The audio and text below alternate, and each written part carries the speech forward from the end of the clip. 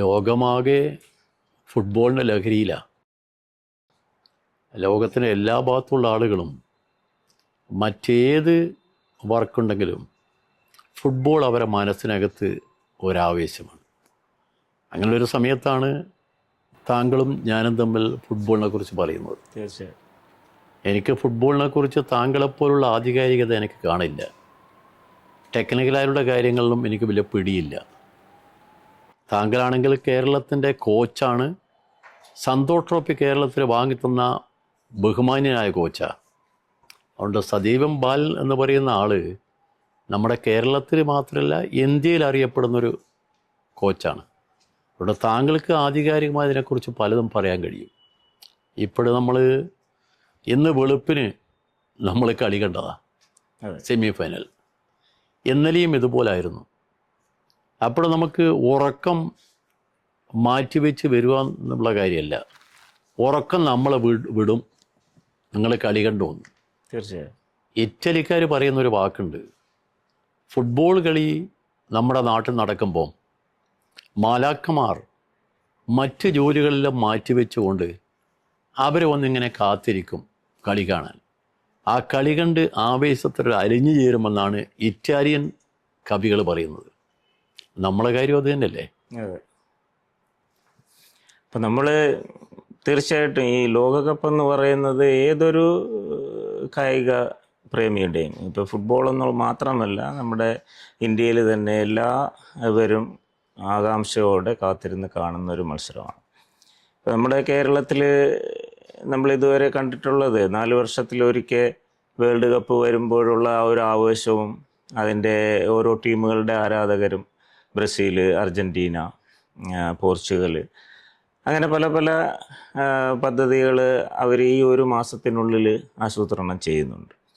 തീർച്ചയായിട്ടും ഏതൊരു കായിക പ്രേമിയുടെ അല്ലെങ്കിൽ ലോകത്തുള്ള ഏതൊരു മനുഷ്യൻ്റെയും ഒരു എൻ്റർടൈൻമെൻറ്റ് അല്ലെങ്കിൽ ഒരു വികാരം എന്ന് പറയുന്നത് ഫുട്ബോൾ തന്നെയാണ്. അതിൽ യാതൊരു മാറ്റവുമില്ല. അപ്പോൾ ആ ഫുട്ബോൾ ഈ ജനങ്ങളുടെ മനസ്സിലേക്ക് ഇത്രയധികം കയറിക്കൂടാൻ കാരണം മുൻപുണ്ടായിരുന്ന ആ ഒരു ട്രഡീഷനാണ്. ഇപ്പോൾ ബ്രസീൽ, അർജൻറ്റീന, ഒരു ലാറ്റിൻ അമേരിക്കൻ ഫുട്ബോൾ എന്ന് തന്നെ നമുക്ക് എടുത്തു പറയാൻ പറ്റും. അപ്പോൾ ആ ലാറ്റിൻ അമേരിക്കൻ ടീമുകളുടെ ഒരു സുന്ദരമായ ഫുട്ബോൾ, പലരും പറയാറുണ്ട് ഇപ്പോൾ ബ്രസീൽ നൃത്തം കളിക്കുന്നത് പോലെയാണ് അവരുടെ കളി ശൈലി. അപ്പോൾ ആ കളി കണ്ടു വളർന്നു പെലെയും അതിനുശേഷം വന്ന ആൾക്കാരുടെ എല്ലാം റൊണാൾഡീഞ്ഞോ ആ കളി കണ്ട് ഇഷ്ടപ്പെട്ട് മനസ്സിൽ കയറ്റി. അന്നൊന്നും ക്രിക്കറ്റൊന്നും വന്നിട്ടില്ല. അപ്പോൾ ലോകത്ത് ഏറ്റവും ഇഷ്ടപ്പെടുന്ന ഒരു ഈവൻ്റായി തുടങ്ങിയത്, ഒരു കായിക ഇനമായി തുടങ്ങിയത് ഫുട്ബോളാണ്. അതാണ് അതിൻ്റെ ഒരു പ്രശസ്തി.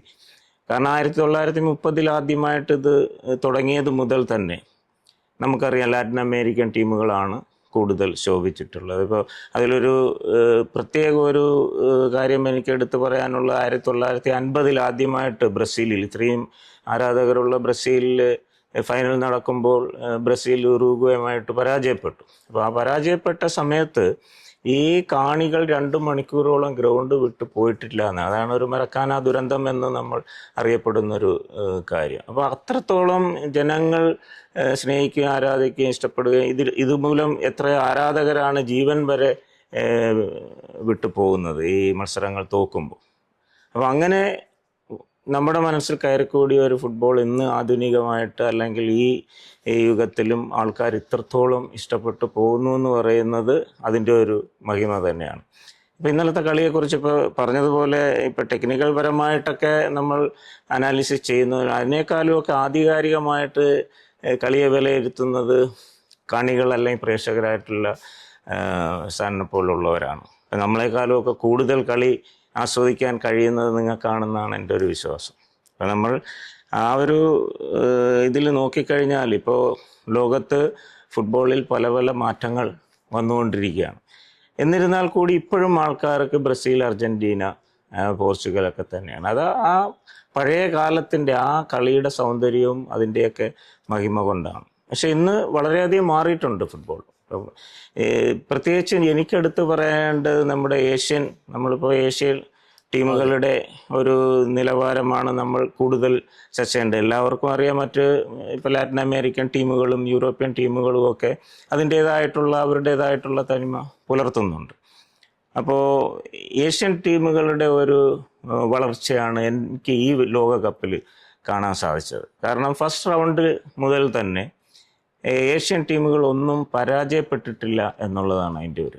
ഇറാഖ് ഒഴിച്ച് ബാക്കി എല്ലാ ടീമുകളും, ഇപ്പോൾ ജപ്പാനും Korea, Australia, Iran, Saudi Arabia എല്ലാം ലോകോത്തര ടീമുകളായ ഈ ബ്രസീലിനെയും ഹോളണ്ടിനെയും ഇവരെയൊക്കെ എല്ലാം പിടിച്ചു നിർത്താനോ അല്ലെങ്കിൽ തോൽപ്പിക്കാനോ പറ്റുന്ന ഒരു ലെവലിലേക്ക് ഏഷ്യൻ ഫുട്ബോൾ വളർന്നുകൊണ്ടിരിക്കുകയാണ്.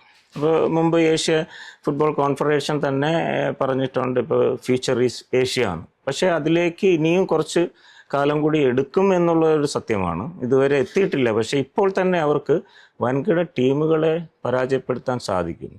അത് ആ ഫുട്ബോളിനോടുള്ള ആ ഒരു ആത്മാർത്ഥമായിട്ടുള്ള കഠിനാധ്വാനം, ആ രാജ്യങ്ങൾ അതിനു വേണ്ടിയിട്ട് എടുക്കുന്ന എഫേർട്ടും ചെലവും ഇതൊക്കെയാണ് അതിലേക്ക് എത്തിക്കുന്നത്. ഇപ്പോൾ ജനിക്കാത്ത കുട്ടികളെ വെച്ചിട്ട് പോലും വേൾഡ് കപ്പ് നേടാൻ വേണ്ടിയിട്ടുള്ള പദ്ധതികളാണ് ജപ്പാൻ ആസൂത്രണം ചെയ്തിട്ടുള്ളത് 2 വേൾഡ് കപ്പിന് മുന്നേ.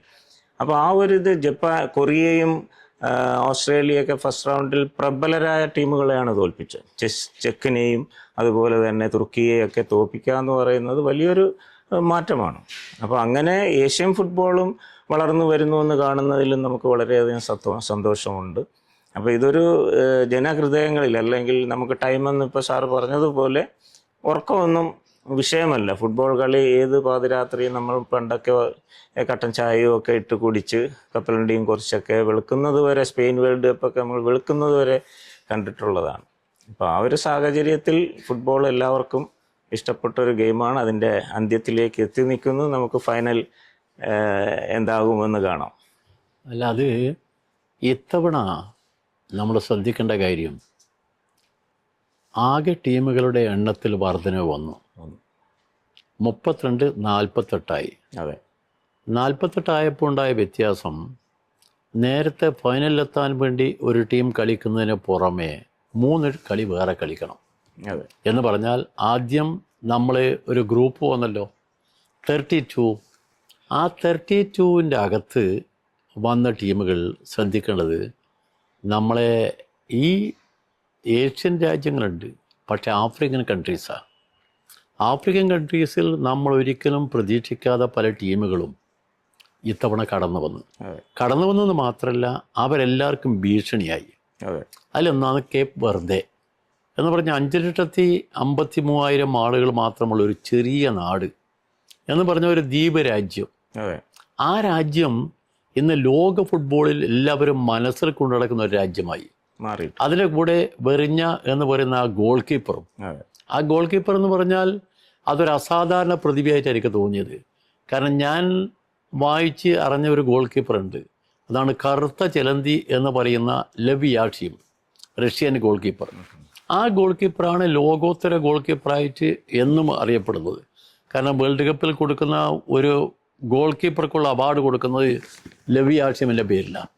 മാത്രമല്ല, ലവിയാഷിനും എന്ന് പറയുന്ന കളിക്കാരൻ, അദ്ദേഹം ഗുരുതരമായ രോഗം ബാധിച്ച് മരണത്തെ ഇവിടെ അടുക്കുന്നു എന്നറിഞ്ഞപ്പം റഷ്യൻ പാർലമെൻറ്റ് നിർത്തിവെച്ചു.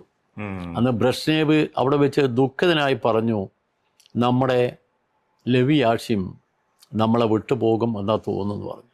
മരിച്ചപ്പം പാർലമെൻറ്റ് നിർത്തിവെച്ചു, പാർലമെൻറ്റ് പിരിച്ചു. അപ്പോൾ ഒരു ഫുട്ബോൾ കളിക്കാരൻ്റെ രാജ്യത്തുള്ള പ്രാമുഖ്യം എന്താണെന്ന് ബ്രസീലിനെ പോലെ കാണിച്ചതെന്നാണ് ഈ സോവിയറ്റ് യൂണിയൻ. അപ്പോൾ ഇന്ന് സോവിയറ്റ് യൂണിയൻ ഇല്ല, ഇന്ന് രാജ്യങ്ങൾ വലുതായി. ഇപ്പോൾ 211 രാജ്യങ്ങളാണ് നമ്മുടെ ഫിഫയിൽ അംഗത്വമുള്ളത്. 211. അതിലൊരു രാജ്യമാണ് നമ്മുടെ രാജ്യം. നമ്മൾ 1930 വേൾഡ് കപ്പ് നടക്കുമ്പോൾ ഒക്കെ നമ്മളുണ്ട്. അതിനേക്കാൾ എത്രയോ മുമ്പുണ്ട്. ബ്രിട്ടീഷുകാരനോട് ആദ്യമായി ഫുട്ബോളിലാണ് നമ്മൾ ജയിക്കുന്നത്. മോഹൻ ബാഗൻ ഓർമ്മയുണ്ടല്ലോ. ആ ഒരു പാരമ്പര്യമുള്ള നമ്മൾ, ഇന്ത്യ, നമ്മുടെ ഒരു ദയനീയ സ്ഥിതി നമ്മുടെ മനസ്സിനെ വല്ലാതെ അലട്ടുന്നില്ലേ?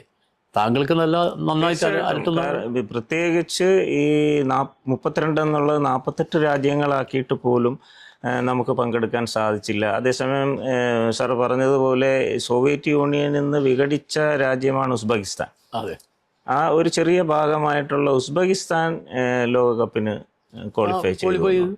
എന്നിട്ട് നമുക്ക് സാധിക്കാത്തതിൽ വളരെയധികം ദുഃഖമുണ്ട്. അതാണ് നമ്മൾ പറഞ്ഞത്, നമ്മൾ ഈ നേരത്തെ പറഞ്ഞതുപോലെ ഈ ജനങ്ങളുടെ മനസ്സിൽ കയറിക്കൂടുന്ന ഒരു കായിക ഇനമായി ഫുട്ബോൾ നമ്മുടെ ആൾക്കാരുടെ ഇടയിൽ മാറിയിട്ടില്ല എന്ന്, കുറച്ച് ഫുട്ബോൾ പ്രേമികളുടെ ഇടയിലുണ്ടോ എന്നുള്ള, നമ്മുടെ രാജ്യത്ത് മൊത്തത്തിലുള്ള ആൾക്കാരിൽ അതില്ല എന്നുള്ള ഒരു സത്യം തന്നെയാണ്. ഇപ്പോൾ ബ്രസീലും അർജൻറ്റീനയൊക്കെ എടുത്ത മറ്റുള്ള രാജ്യങ്ങൾ എടുത്ത് നോക്കിക്കഴിഞ്ഞാൽ അറിയാം. ഈ പറഞ്ഞതുപോലെ ഞങ്ങളുമൊക്കെ നമ്മൾ ടി വി കാണുന്നതിലുപരി നേരിട്ട് കണ്ടിട്ടുള്ളതാണ്. ഇപ്പോൾ കൊച്ചുകുട്ടികൾ അറിയാമല്ലോ, വേൾഡ് കപ്പിൽ തന്നെ കൈക്കുഞ്ഞുങ്ങളുമായിട്ട് 6 മാസമുള്ള കുട്ടികളുമായിട്ട് വരെ കളി കാണാൻ വരുന്നു. അതുപോലെ 90 വയസ്സായവരും അല്ലെങ്കിൽ വീൽ ചെയറിൽ ഇരിക്കുന്നവർക്കെല്ലാം സ്റ്റേഡിയത്തിൽ പ്രത്യേക ഇരിപ്പിടങ്ങളും ഒക്കെ ഒരുക്കി അങ്ങനെ കുടുംബസമേതം ഫുട്ബോളിനെ സ്നേഹിച്ച് ഫുട്ബോൾ മത്സരങ്ങൾ കാണാൻ വരുന്നു. അത് വെറുതെ മത്സരം കാണാൻ വരുന്നതല്ല, അത് അവരുടെ മനസ്സിൽ ചേർന്ന് അവരുടെ രാജ്യങ്ങളെ സപ്പോർട്ട് ചെയ്യാൻ വരുന്ന ആ രാജ്യത്തിൻ്റെ പ്രതിനിധിയായിട്ടാണ് അവർ കളിയാണ്. അല്ലെങ്കിൽ ജപ്പാനിൽ നിന്ന് ജപ്പാൻ്റെ കളി അമേരിക്കയിൽ നടക്കുമ്പോൾ ലക്ഷക്കണക്കിന് ആൾക്കാർ പോകാൻ വേണ്ട കാര്യമില്ല. അപ്പോൾ ആ ഒരു സ്ഥിതിയിലേക്ക് നമ്മുടെ സമൂഹത്തിൽ ഒരു മാറ്റം വരുന്നെങ്കിൽ മാത്രമേ, നമ്മളിപ്പോൾ ടാലൻറ്റിനെയോ അല്ലെങ്കിൽ പരിശീലകരെയോ വ്യവസ്ഥിതിയോ ഒന്നും കുറ്റം പറഞ്ഞിട്ട് കാര്യമില്ല. കാരണം നമ്മുടെ ആ ഒരു സമൂഹത്തിൽ ആ ഒരു ജനിച്ചെന്ന് ആ ഒരു ഫുട്ബോൾ ഇതുണ്ടെങ്കിൽ മാത്രമേ ആ വളർന്നു വരുന്ന അല്ലെങ്കിൽ ജനിച്ചു വീഴുന്ന കുട്ടികളിൽ ആ ഒരു ടാലൻറ്റ് വരാൻ സാധിക്കും. അപ്പോൾ ടാലൻറ്റ് ജന്മനാ കിട്ടുന്നതിനെയാണ് പിന്നെ നമ്മൾ ട്രെയിൻ ചെയ്ത് പോളിഷ് ചെയ്ത് ഡെവലപ്പ് ചെയ്ത് കൊണ്ടുവരുന്നത്. ഇപ്പോൾ നമ്മൾ മറ്റ് രാജ്യങ്ങളെ താരതമ്യം ചെയ്ത് നോക്കിക്കഴിഞ്ഞാൽ അത് വ്യക്തമാണ്. കാരണം ഗ്രാസ് റൂട്ട് തലങ്ങളിൽ ഇപ്പോൾ അണ്ടർ 13, 14, 17 ഒക്കെ ഇപ്പോൾ റീസെൻ്റ്ലി മിനർവ ക്ലബ്ബൊക്കെ പോയി ഒരു ടൂർണമെൻറ്റ് വിൻ ചെയ്തു വന്നു. അതിനു മുമ്പ് കോട്ടിയ കപ്പ് 2-3 ടൂർണമെൻറ്റൊക്കെ. ഇപ്പോൾ നമ്മൾ തന്നെ അണ്ടർ 19 വെയിൽസിൽ പോയി ഈ ആൻഡ്രസ് ട്രോഫി വിൻ ചെയ്തു വന്നു.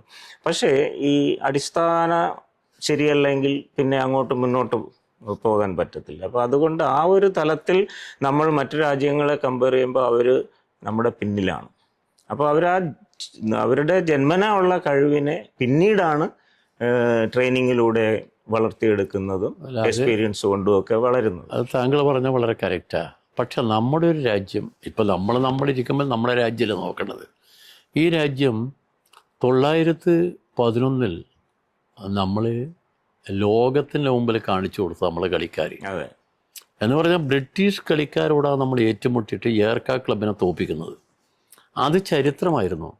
എന്ത് പറ്റി നമുക്ക് ആളില്ലാത്തതുകൊണ്ടാണോ, നമുക്ക് ക്ലബില്ലാത്തതുകൊണ്ടാണോ? അല്ല, ഇതിനൊക്കെ തന്നെ പ്രധാനപ്പെട്ട ഘടകമെന്ന് പറയുന്നത് രാജ്യത്ത് ഭരിക്കുന്ന ആളുകളാണ്. അവരെ മനസ്സായതിൽ പ്രധാന കാരണം. അത് വളരെ താല്പര്യം അല്ല. ഇത് ലോകം മുഴുവൻ ഫുട്ബോൾ എന്ന് പറയുന്ന മറ്റേത് ഗെയിമിനേക്കാളും ജനഹൃദയങ്ങൾ കടന്നിരുന്നതാണ്. എത്രമാത്രം ആവേശം ഉണ്ടാക്കുന്ന ഗെയിമിൽ 22 കളിക്കാർ ഒരേ സമയം 1.5 മണിക്കൂർ നേരം അവർ ഗ്രൗണ്ടിൽ അവർ കൊണ്ടും കൊടുത്തും കളിച്ചും നടക്കുന്നത് എന്തൊരു ആഹ്ലാദകരമായ സമയമാണ്. തീർച്ചയായും. അപ്പം അത് നമുക്ക് ഈ നാട്ടിലെ നമ്മുടെ രാജ്യം ഭരിക്കുന്നവർക്ക് അവർ മനസ്സിൽ വേണം. ഇപ്പം നമ്മൾ ഈ പെലെ അവസാന കാലത്ത് വന്ന് അവിടെ ബ്രസീലിൽ അദ്ദേഹം സ്പോർട്സ് മന്ത്രിയായിരുന്നു. പെലെ അതിനെക്കുറിച്ച് പറയുന്നത് ആ രാജ്യത്തിലെ ജനങ്ങൾ ഫുട്ബോളിനോട് കാണിക്കുന്ന താല്പര്യമാണ്. ഈ താല്പര്യം എങ്ങനെ വർദ്ധിച്ചു വരുന്നത്? നമ്മളാ ഫുട്ബോളിന് കാണിക്കുന്ന നമ്മൾ കൊടുക്കുന്ന പിന്തുണയാണ്. ഇപ്പം നമ്മളെ സ്പോർട്സ് ഫെസ്റ്റിവൽ ഉണ്ടല്ലോ, ഞാൻ പാർലമെൻറ്റിൽ ഒരിക്കൽ പറഞ്ഞിരുന്നു, ഏഷ്യയിൽ ഏറ്റവും കൂടുതൽ കുട്ടികൾ പങ്കെടുക്കുന്ന സ്പോർട്സ് ഇവൻ്റ് ഇവിടെ നടക്കുക, സ്കൂൾ കുട്ടികൾക്ക്. അപ്പം നമ്മൾ അങ്ങനെയുള്ള കാര്യങ്ങൾ നമ്മൾ നടത്തുന്നുണ്ട്. എന്തുകൊണ്ട് നമുക്കങ്ങനെ ആലോചിച്ചുകൂടാ? അതിന് ഒരു മുൻകൈ എടുക്കേണ്ടത് ഒരു ഗവൺമെൻറ് മുൻകൈ എടുക്കണ്ടേ? മറ്റെല്ലാം ലിമിറ്റേഷൻ ഉണ്ടല്ലോ. ഇപ്പം എനിക്ക് തോന്നുന്നു ബാഴ്സലോണ ഇടയ്ക്ക് ഇവിടെ വന്നു. ബാഴ്സലോണ ക്ലബ്ബുകാർ ഇവിടെ കുറച്ച് കുട്ടികളെ സെലക്ട് ചെയ്യാൻ അവർ വന്നത്. അവരങ്ങനെ സെലക്ട് ചെയ്യുമ്പോൾ ഞാൻ പലപ്പോഴും ആലോചിച്ചിട്ടുണ്ട്, നമ്മുടെ ഇന്ത്യക്കാരൻ വേൾഡ് കപ്പിൽ അവിടെ കളിച്ചെന്ന് പറയുമ്പോൾ നമ്മുടെ മനസ്സിനകത്തുള്ളത് ആഹ്ലാദം എന്താ? IM വിജയൻ എന്ന് പറയുന്ന കളിക്കാരനല്ലോ ഏഷ്യയിലെ ഏറ്റവും ഫാസ്റ്റസ്റ്റ് ഗോൾ നേടിയ ആൾ. അദ്ദേഹത്തെ റെക്കോർഡ് ഇതുവരെ ഭേദിച്ചിട്ടില്ല ഏഷ്യയിൽ. ആ IM വിജയൻ അന്ന് ലോകത്തിലെ പ്രധാനപ്പെട്ട വല്ല ക്ലബ്ബുകളിലും പോയെങ്കിലോ? നമ്മളിപ്പം ഈ വന്നിരിക്കുന്ന പ്രധാനപ്പെട്ട കളിക്കാർ നിങ്ങൾ നോക്കിക്കോ, ബാഴ്സലോണ, റയൽ മാഡ്രിഡ്, ഇത് ലിവർപൂള് ഇതുപോലുള്ള ടീമുകളിലുള്ള കളിക്കാരെ വരുന്നത്. കാരണം അവർ മിക്കവാറും എല്ലാ സമയവും കളിയാ. നമ്മളിവിടുത്തെ ഇപ്പോൾ താങ്കൾക്കറിയാലോ, ഇവിടെ നമ്മൾ കളിയപ്പോൾ കൂടിയാൽ നമുക്ക് ടൂർണമെൻറ്റ് എന്ന് പറഞ്ഞൊരു 3 മാസം ഒരു 4 മാസം വരും. അവർ 9 മാസം 10 മാസം കളിയാ. 1 മാസം എന്ന് പറഞ്ഞാൽ റെസ്റ്റ് ഉണ്ടാവില്ല, മുഴുവൻ സമയം കളിയാ. അപ്പം കളിയോട് നമുക്കൊരു കൃത്യമായ നിലപാടുണ്ടാവുകയും നല്ലൊരു പ്ലാനിങ് ഉണ്ടാവുകയും ചെയ്യണ്ടേ? അതില്ല എന്നുള്ളൊരു ദുഃഖകരമായ കാര്യമില്ല. അതാണ് ആദ്യമേ ഞാൻ പറഞ്ഞു, പ്രോഗ്രാമുകളില്ല, പ്രോഗ്രാം ഉള്ളത് ശരിയായ രീതിയിലല്ല വർക്കൗട്ട് ചെയ്ത് പോകുന്നത് എന്നുള്ളത്. അത് നമ്മുടെ സംസ്കാരത്തിൻ്റെ ഭാഗമാണ്. നേരത്തെ പറഞ്ഞതുപോലെ ഇപ്പോൾ ഈ ഭരണാധികാരികൾക്ക് നമ്മുടെ സ്പോർട്സിനോട് അല്ലെങ്കിൽ ഫുട്ബോളിനോട് അത് വളർത്തിക്കൊണ്ട് വരണമെന്നില്ലാതെ വരുന്നത് അവർക്കതിന് അങ്ങനെ ഒരു ശീലം അവരുടെ ഉള്ളിൽ ഉണ്ടായിട്ടില്ല എന്നുള്ളതാണ് വളർന്നു വരുന്ന സമയം മുതൽ. പക്ഷേ മറ്റു രാജ്യങ്ങളിലുള്ള പ്രസിഡന്റ് എന്നൊക്കെ പറയുന്ന അല്ലെങ്കിൽ പ്രധാനമന്ത്രി ആയിരുന്നാലും അവർ കൊച്ചുനാൾ മുതൽ ഇനി നേരത്തെ പറഞ്ഞതുപോലെ കൈക്കുഞ്ഞായിരിക്കുമ്പോൾ തന്നെ സ്റ്റേഡിയത്തിൽ പോയി കളി കണ്ടും കളിയെ സ്നേഹിച്ചും ഒക്കെ വരുന്നവരാണ്. അവർ ഏത് മേഖലയിലുള്ളവരായിരുന്നാലും ആ സ്പോർട്സിനോടുള്ള ഒരു സ്പോർട്സ് എന്ന് പറയുന്നത് നമ്മുടെ ഒരു എൻ്റർടൈൻമെൻറ്റിന് പകരം നമ്മുടെ ആരോഗ്യം സംരക്ഷിക്കുന്ന ഒരു കാര്യം കൂടിയാണ്. അപ്പോൾ അത് അവർക്കും തീർച്ചയായിട്ടും അറിയാം. കമ്പൽസറി സ്കൂളുകളിൽ ഫിസിക്കൽ എഡ്യൂക്കേഷൻ നിർബന്ധമാക്കുന്നതിൻ്റെ നല്ലൊരു ജനത, ആരോഗ്യമുള്ള ഒരു ജനതയെ വളർത്തിയെടുക്കുക എന്നുള്ളതാണ് അവരുടെ ലക്ഷ്യം. അപ്പോൾ അതിൽ കൂടിയാണ് ഈ സ്പോർട്സുകൾ ഉദിച്ചു വരുന്നത്, ഈ കായിക ഇനങ്ങൾ അവർ തിരഞ്ഞെടുക്കുന്നത്. അപ്പോൾ അതുകൊണ്ടാണ് അവർക്ക് വ്യക്തമായിട്ടുള്ള ഒരു കാഴ്ചപ്പാടും എങ്ങനെ ഫ്യൂച്ചറിൽ നല്ലൊരു താരത്തെ വാർത്തെടുക്കാം എന്നൊക്കെ ഉള്ളത് അവർ ഫൈൻഡ് ഔട്ട് ചെയ്യുന്നത് ഈ സ്കൂൾ ജീവിതത്തിലാണ്. ആ ഗ്രാസ് റൂട്ട് തലത്തിൽ നമ്മൾ വേണ്ടത്ര ശ്രദ്ധ ചെലുത്തുന്നില്ല എന്നുള്ളത് നഗ്ന സത്യമാണ്. അത് എല്ലാവരും പറയുന്നുണ്ട്, പക്ഷെ ആരും അതിനു വേണ്ടിയിട്ട് മുൻകൈ എടുക്കുന്നില്ല. അത് കറക്റ്റാ, അത് മുൻകൈ എടുക്കുന്നില്ല. അതുകൊണ്ട് തന്നെ നമ്മുടെ ഒരു രാജ്യത്തിൻ്റെ ഒരു ടീം, ഇപ്പോൾ ഏഷ്യ എന്നുള്ള ടീമുകൾ വന്നപ്പം എനിക്ക് തോന്നിയ ഒരു രാജ്യം മാത്രമാണ് നമ്മളെ ഔട്ടായിപ്പോയത്. ബാക്കി രാജ്യങ്ങൾ 58 കയറി. 58 കയറി നോക്കുമ്പോൾ നമുക്ക് അവിടെ എത്തി നോക്കുമ്പോൾ ഒരു രാജ്യം അവിടെ ഉള്ളൂ, ജപ്പാനാണ് പ്രധാനം. പിന്നെ ജപ്പാൻ അന്ന് കളിച്ചിരിക്കുന്ന കളി എന്ന് പറഞ്ഞാൽ വളരെ നല്ല ഗെയിമാണ് ജപ്പാൻ കളിച്ചത്. ജപ്പാനിൽ ഞാൻ ഓർക്കുന്നത്, ജപ്പാൻകാരൊരു വിശ്വാസം താങ്കൾക്കറിയോ? ജപ്പാൻകാർ വിശ്വസിക്കുന്നത് ദൈവം തന്ന വരദാനമാണ് ഈ ഫുട്ബോൾ. ഇപ്പം ലോകത്തിലാകമാനം ഫുട്ബോളിനെ കുറിച്ചുള്ള ദൈവിക പരിവേഷമുണ്ട്. എന്ന് പറഞ്ഞാൽ ഒരു ദിവസം ജപ്പാനിൽ ഒരു പട്ടണത്തിൽ 3 രൂപങ്ങൾ വന്ന് പ്രത്യക്ഷപ്പെടുന്നു. അവരുടെ ശരീരം മുഴുവൻ മൃഗത്തിൻ്റെ രൂപമാണ്, മുഖം നല്ല മനുഷ്യൻ്റെ രൂപമാണ്, നെറ്റിയിൽ സ്വർണ്ണവർണ്ണത്തിൽ എഴുതി ചേർത്തിരിക്കുന്നു വസന്തത്തിൻ്റെ ആഗമനം. അവരെ കയ്യിൽ ഒരു കാറ്റ് നിറച്ച പന്തുണ്ട്. ആ പന്ത് ഇവർ കാണിച്ചിട്ട് ഇവരോട് പറഞ്ഞു, ദൈവം നമ്മളെ പറഞ്ഞയച്ച ഇങ്ങോട്ട് നിങ്ങളെ കാണാൻ, നിങ്ങൾക്ക് ദൈവം തരുന്ന സമ്മാനമാണിത്. ഈ സമ്മാനം ഞാൻ ഒരാൾക്ക് കൊടുക്കുന്നില്ല, ഞാൻ ഈ വായുവിലേക്ക് വിടുന്നു മുകളിലോട്ട്. അവസാനം അത് കിട്ടിയിരിക്കുന്നത് ഒരമ്പലത്തിലെ പൂജാരിക്കാണ്. ആ പൂജാരി അത് നിധി പോലെ കൊണ്ടുപോയി അമ്പലത്തിൽ വെച്ച്. അമ്പലത്തിൽ വെക്കുക മാത്രമല്ല, ജപ്പാനിൽ ഇപ്പം ഫുട്ബോൾ വിഗ്രഹമായൊരു അമ്പലമുണ്ട്. ജപ്പാനിലെ ഫുട്ബോളിന് പറയുന്ന പേര് എന്ന് പറഞ്ഞാൽ കെമാരി എന്നാണ് അതിൻ്റെ പേര്. അപ്പം ഫുട്ബോളിൻ്റെ ചരിത്രം, നമ്മുടെ പുരാണങ്ങൾ, നമ്മുടെ രാജ്യത്തിൻ്റെ സംസ്കാരം, ഇതൊക്കെ ചേർന്നുകൊണ്ടായി ഈ ഫുട്ബോളിങ്ങനെ വരുന്നത്. അങ്ങനെ ഏത് രാജ്യം, ഒരു വഴിയില്ലെങ്കിലും രാജ്യം ഫുട്ബോളിനുണ്ട്. എന്നാൽ നമ്മുടെ രാജ്യത്തോ ഫുട്ബോളിന് ഒരുപാട് സൗകര്യങ്ങളും നമുക്ക് സന്ദർഭങ്ങളുമുണ്ട്, നമുക്കെല്ലാമുണ്ട്. പക്ഷെ നിർഭാഗ്യം നമുക്ക് നല്ലൊരു ടീമില്ല എന്നുള്ളൊരു യാഥാർത്ഥ്യമുണ്ട്. ഇപ്പോൾ അത് തന്നെ ഇപ്പോൾ ഏഷ്യയുടെ കാര്യം, നമ്മൾ ഏഷ്യൻ ടീമുകളുടെ കുറിച്ച് പറയുമ്പോൾ നമുക്ക് ഇന്ത്യയെക്കുറിച്ച് സംസാരിക്കാനേ സാധിക്കുന്നില്ല. അതൊരു ദുഃഖമാണ്. ഇപ്പോൾ ജപ്പാൻ്റെ കാര്യം, കൊറിയയുടെ കാര്യമൊക്കെ സൂചിപ്പിച്ചു. ഞാൻ എടുത്തു പറയാൻ ആഗ്രഹിച്ച മറ്റൊരു കാര്യം അതാണ്. ഇപ്പോൾ ഏഷ്യൻ ടീമുകൾ വേൾഡ് നിലവാരത്തിലേക്ക് എത്തി വേൾഡിലെ ടോപ്പ് ടീമുകളെ തോൽപ്പിക്കാനൊക്കെ സാധിക്കുന്നുണ്ടെങ്കിൽ പോലും ആ ഒരു അന്തരം ഇപ്പോഴും ഉണ്ട്. ഇപ്പം നമുക്ക് ഈ ട്രഡീഷണൽ ഫുട്ബോൾ എന്ന് പറയുന്നത്, അതുകൊണ്ടാണ് തീർച്ചയായിട്ടും ഇന്നലത്തെ മത്സരത്തിൽ അർജൻറ്റീനയുടെ വിജയം. അതിന് മുന്നത്തെ മത്സരത്തിലും അതാണ് സംഭവിച്ചത്. തോറ്റു പുറത്തു പോകേണ്ട ടീമാണ്. അപ്പോൾ ആ ഒരു ലാറ്റിൻ അമേരിക്കൻ ഫുട്ബോൾ അല്ലെങ്കിൽ യൂറോപ്യൻ ഫുട്ബോൾ എന്നൊക്കെ പറയുന്ന അവർക്ക് അതിൻ്റേതായിട്ടുള്ള ഒരു അധിനിവേശം അല്ലെങ്കിൽ അതിൻ്റേതായിട്ടുള്ള ഒരു ട്രഡിഷനുണ്ട്. ആ ഒരു എക്സ്പീരിയൻസും ആ ഒരു നമുക്ക് കാണാൻ കഴിയാത്തൊരു ഒരു ശക്തി എന്നൊക്കെ പറയുന്നത് പോലെ ഇപ്പോൾ ദൈവത്തിൻ്റെ കൈ എന്ന് മറഡോണയുടെ ഗോളിനെ കുറിച്ച് പറഞ്ഞു. എന്തുകൊണ്ട് ദൈവം എന്ന് നമ്മൾ കണ്ടിട്ടില്ല. അപ്പോൾ അതുപോലൊരു ശക്തി ഈ ടീമുകളിൽ അല്ലെങ്കിൽ അവർ അത് നേടിയെടുത്തിട്ടുണ്ട്. അത് അവരുടെ പരമ്പരാഗതമായിട്ടുള്ള ഫുട്ബോൾ കളിയും ശൈലിയും ആ ഒരു ഇഷ്ടവും സ്നേഹവും അതിനെ ആരാധിക്കുന്നതിൻ്റെയൊക്കെ ഫലമായിട്ടാണ്. അപ്പോൾ ആ ഒരു ലെവലിലേക്ക് നമ്മുടെ ഏഷ്യൻ ടീമുകൾ എത്തിയിട്ടില്ല. കാരണം ഫസ്റ്റ് റൗണ്ടിൽ ഞാൻ പറഞ്ഞല്ലോ, ഒരു ടീമും തോക്കാതെ കളിച്ച ടീം സെക്കൻഡ് റൗണ്ട് ആയപ്പോഴത്തേക്ക് വളരെ തകർന്നു പോയി, വളരെ ദയനീയമായിട്ട് തോക്കുന്ന കാഴ്ചയാണ്. അതിൽ നിന്ന് മുക്തി നേടിയത് ജപ്പാൻ, ആകെ ക്വാളിഫൈ ചെയ്തത് ജപ്പാൻ മാത്രമാണ്. അപ്പോൾ ആ ജപ്പാൻ എന്തുകൊണ്ടാണ് ആ ഒരു സ്ഥിതിയിലേക്ക് എത്തിയതെന്നുള്ളത് ഇപ്പോൾ സാർ പറഞ്ഞപ്പോഴാണ് അത് നമുക്ക് മനസ്സിലാകുന്നത്. ജപ്പാൻ്റെ ഒരു പൂർവികമായിട്ടുള്ള ഫുട്ബോളിനോടുള്ള ഒരു ഇത്. അതുപോലെയാണ് ഇപ്പോൾ നമ്മൾ ഈ ബ്രസീലിനെയും അർജന്റീനയെയും ഒക്കെ ഇഷ്ടപ്പെടുന്നത് തന്നെ പണ്ട് ഉണ്ടായിരുന്ന കളിക്കാരുടെ അല്ലെങ്കിൽ അവരുടെ ആ ഫുട്ബോൾ പാരമ്പര്യത്തെ ഇഷ്ടപ്പെട്ടുകൊണ്ടാണ്. അതുകൊണ്ടാണ് ഇന്നും ഇപ്പോൾ ബ്രസീലൊക്കെ തോറ്റ് 2002 ശേഷം വേൾഡ് കപ്പ് നേടിയിട്ടില്ലെങ്കിൽ പോലും അവർ ഓരോ വേൾഡ് കപ്പിൽ വരുമ്പോഴും അവർ ആരാധകരും അവർ കപ്പ് നേടുമെന്നുള്ള ആ ഒരു ശുഭപ്രതീക്ഷ വരുന്നത്. അതുപോലെ തന്നെ അർജന്റീനയും ഒക്കെ, പോർച്ചുഗലും എല്ലാം. പക്ഷെ ആ ഒരു നിലവാരം, ആ ഒരു പൊട്ടൻഷ്യലിൽ നമ്മുടെ ഏഷ്യൻ ടീമുകൾക്ക് എത്താൻ സാധിക്കുന്നില്ല. ഇപ്പോൾ ഇറാനും മറ്റൊരു കാര്യം പറഞ്ഞു, ഇപ്പോൾ നമ്മുടെ ഇവിടെ ഇല്ലാത്തൊരു കാര്യമാണ്. നമ്മളെക്കാൾ വേസ്റ്റായിട്ടുള്ള രാജ്യങ്ങളായിരുന്നു സൗദി അറേബ്യയും ഇറാനും ഒക്കെ. അവിടെ ഫുട്ബോൾ കളി കാണാൻ സ്റ്റേഡിയത്തിൽ ആൾക്കാർക്ക് പോകാനോ വനിതകൾക്ക് ഫുട്ബോൾ പ്രാക്ടീസ് ചെയ്യാനോ ഒന്നും സാധിക്കാത്ത ആ രാജ്യങ്ങൾ വരെ അവർ ഫുട്ബോളിനോട് കാണിക്കുന്ന ഒരു സ്പിരിറ്റ്, അവരുടെ രക്തത്തിൽ അലിഞ്ഞു ചേർന്നിട്ടുള്ളത് പോലെ അവരുടെ ആ ഒരു ഫൈറ്റിംഗ് സ്പിരിറ്റ് ഗ്രൗണ്ടിൽ തന്നെ ഇപ്പോൾ വളരെ ദയനീയമായി അല്പസ്വല്പം രാഷ്ട്രീയം കലർന്നിട്ടുണ്ടോ എന്ന് വരെ എനിക്ക് സംശയമുണ്ട് ഇറാൻ പുറത്താകുന്നതിൻ്റെ കാര്യത്തിലൊക്കെ. കാരണം ആ മത്സരങ്ങൾക്കൊക്കെ വീക്ഷിച്ച് നോക്കുമ്പോൾ ഇപ്പോൾ ടെക്നിക്കൽ പരമായിട്ട് നമുക്ക് ആധികാരികമായിട്ട് അറിയാവുന്നുള്ളത് കൊണ്ട് വാറ് പരിശോധിച്ചൊക്കെ കാണിക്കുന്നെങ്കിൽ പോലും ചില ഗോളുകൾ, അവസാന നിമിഷത്തെ ഗോളുകൾ ഡിനേ ചെയ്തത് അത് എത്രത്തോളം സത്യമുണ്ടെന്ന് നമുക്ക് വിശ്വസിക്കാൻ പറ്റുന്നില്ല.